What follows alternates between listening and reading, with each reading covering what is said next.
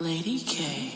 Welcome, and thank you for tuning in to Lady K Chat, a podcast that is designed for men and women to become better versions of themselves, which is broadcast every Tuesday and Thursday at 6 p.m. Eastern Standard Time. Various subjects will be spoken upon, such as relationships, health and wellness, personal development, wealth building, children, and so much more. She is a two-time Amazon best-selling author, an international speaker, and life coach. She is Lady K. And now for your host, Lady K.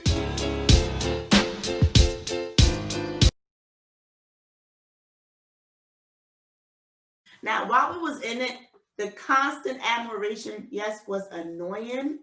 And yes, it got on my nerves. But this part right here, this is when he showed his true colors. So he walked away from the relationship. He came to me and he asked me, he said, hey, I don't want this no more. I moved on. And when I asked him, what do you mean by you moved on? And all he would just tell me is just what I said. I moved on. So later on, because we was living in the same house, later on he came to me and said, hey, can we agree that we both moved on? And I'm looking at him like, is he crazy? I'm like, didn't you already tell me you made up your mind and that you wanted to leave? But I start to put two and two together because by then he was having an affair. He had the affair before he broke off things with us.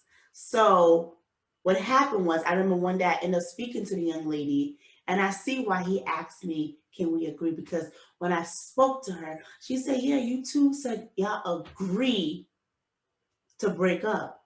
And I'm like, wow, you're amazing. But again, guys, we were still living in the same house.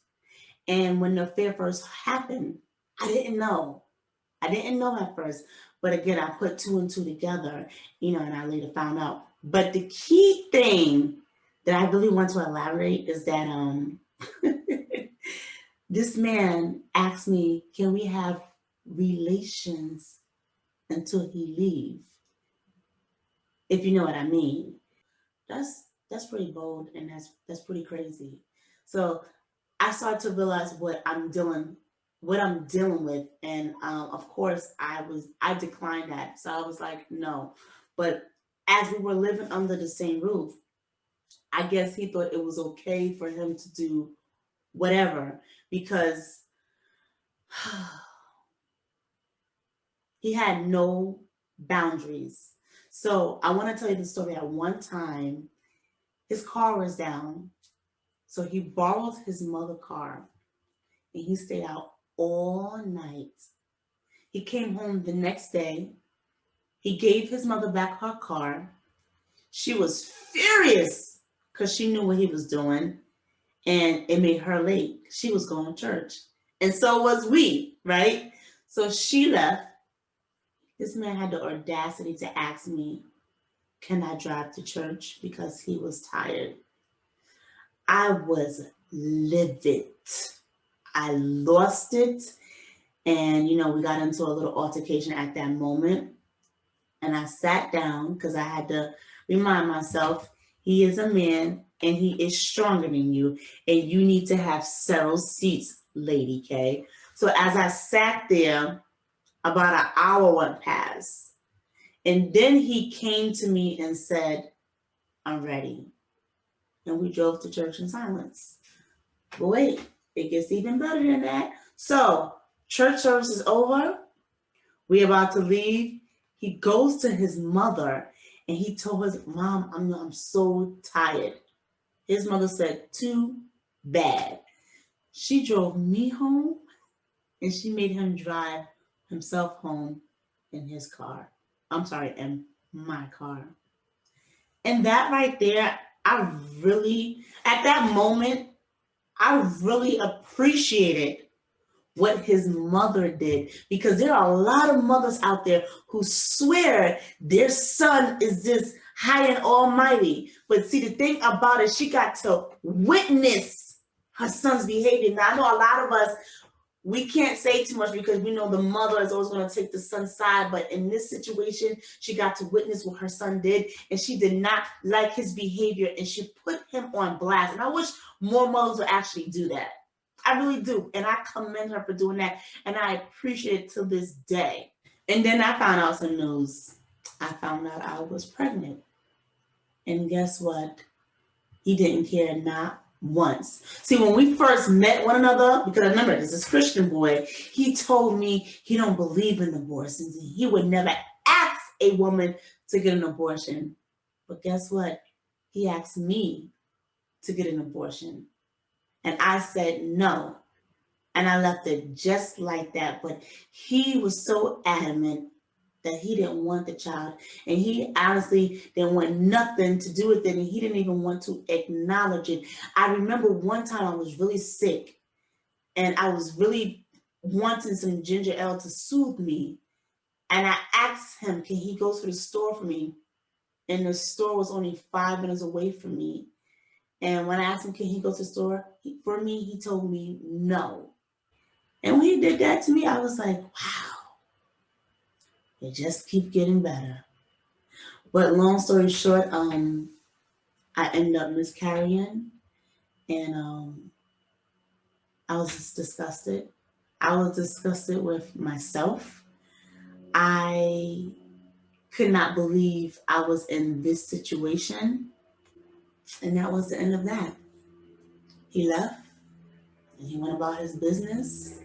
And when he did that, honestly, it was a weight lifted off my shoulder. I had peace.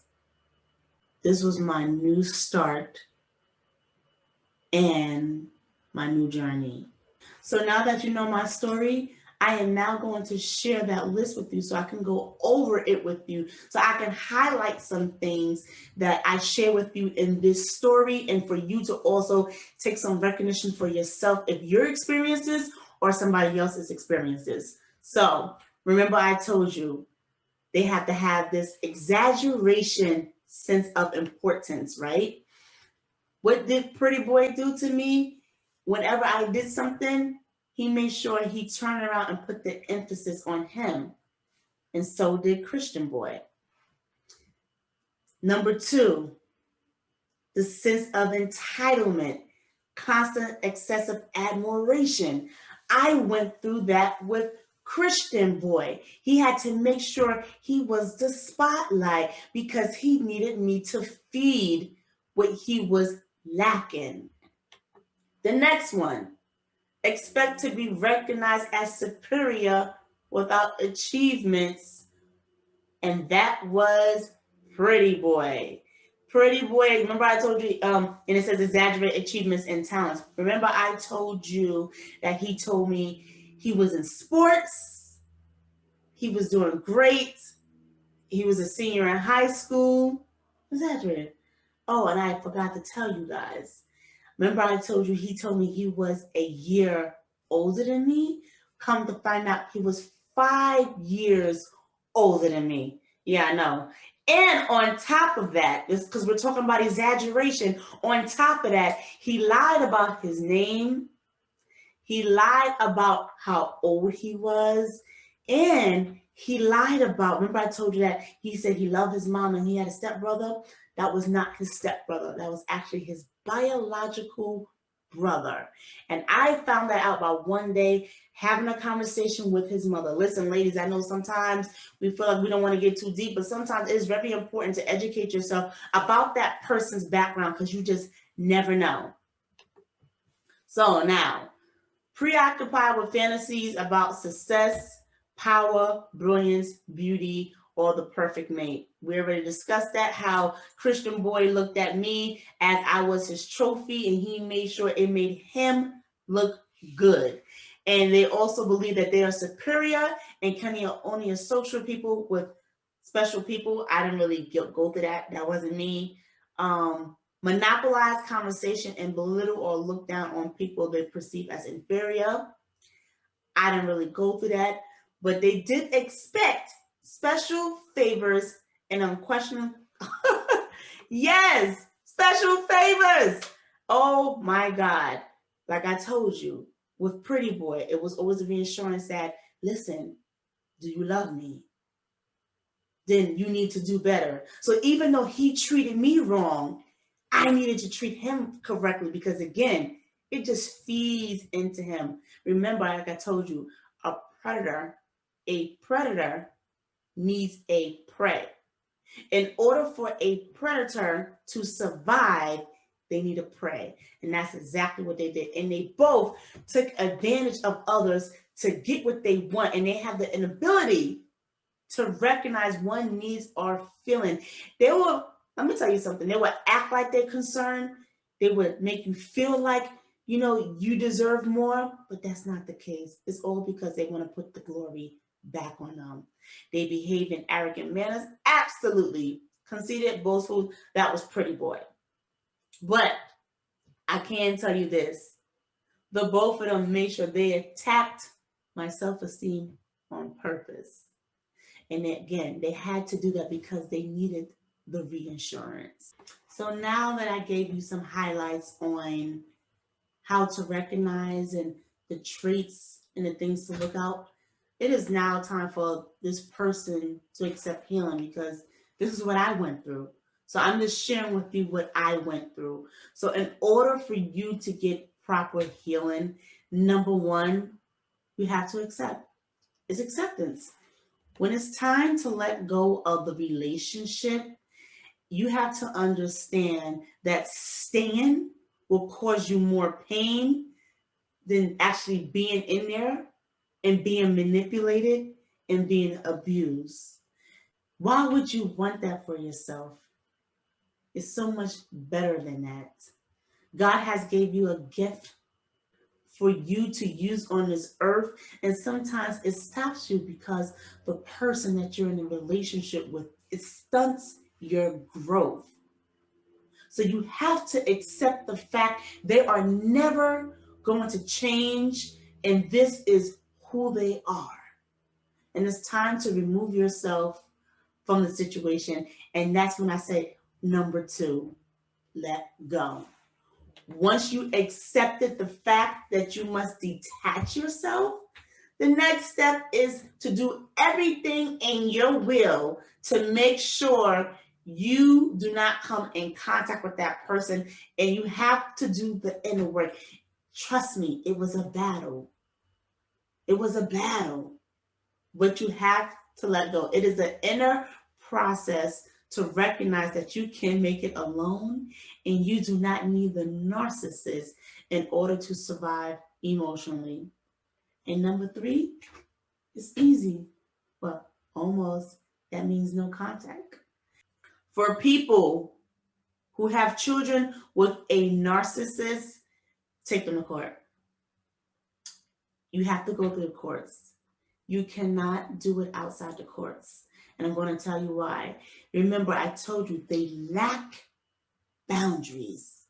So if you're just speaking and you're saying this is, hey, let's do this with the child, they will ignore you. They will not respect you, what you're saying. So when you put something enforced by authorities, authorities, they'll bend a little bit. They'll adhere to it a little bit better. And then at the same time too, it protects you and the child because you had to go through the course because you know what you're dealing with. And that's another thing too, knowing what you're dealing with. Once you come out the relationship, you have to know what you're up against. Your life is not going to be normal. I listen, I just want to be honest with you. Nothing is really going to be normal. There has to be boundaries between you and the narcissist. This is for anybody. It doesn't have to be a man, but in my situation, yes, that was the case. There are women out there that are narcissists, and men. I have these conversations with the ladies all the time, but men, I don't hear you talking about it.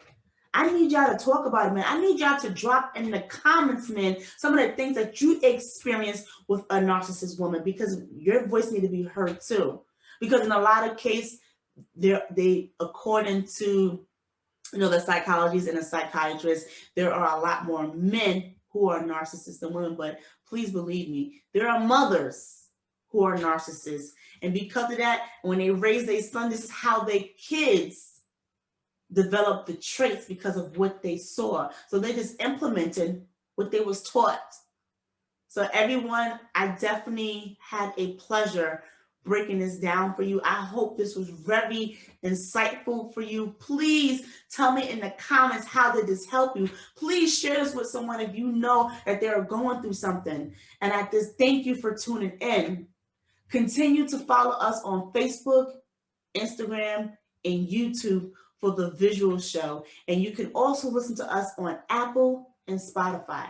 You can reach us at www.LadyKEnterprisesinc.com for our services and products. You have a great night. Lady K.